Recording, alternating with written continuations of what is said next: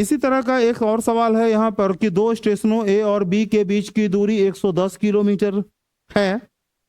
एक गाड़ी ए से सुबह 7 बजे 20 किलोमीटर प्रति घंटे की चाल से बी की ओर चलती है।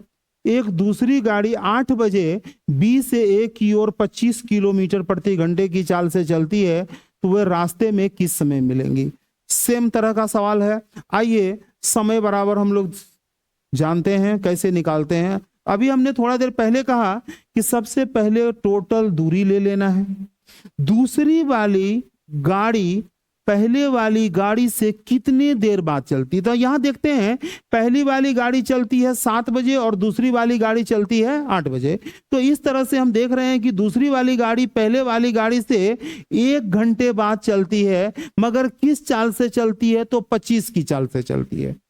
तो चाल गुना समय बराबर दूरी, इस दूरी को टोटल दूरी में ऐड कर दिया गया। विपरीत दिशा चल रहा है तो दोनों चाल को भी ऐड कर दिया गया। इस तरह से टोटल डिस्टेंस 135 और टोटल स्पीड 45।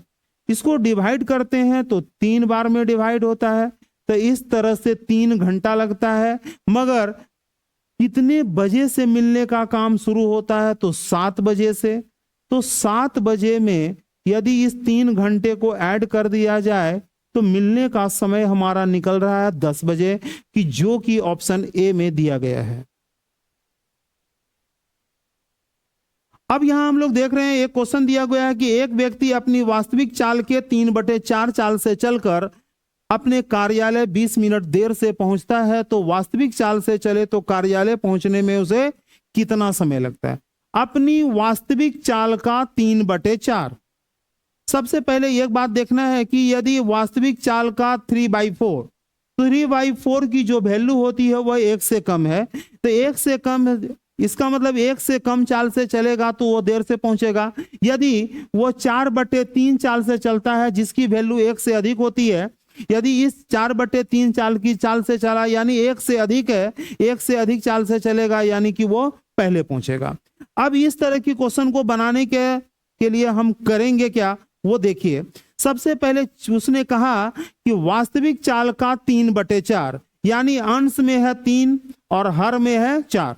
तो सबसे पहले अंश को टाइम से गुना करते हैं। तो टाइम दिया गया हमारा 20 मिनट, अंश को टाइम से गुना किए और अंश और हर के डिफरेंस से भाग करते हैं।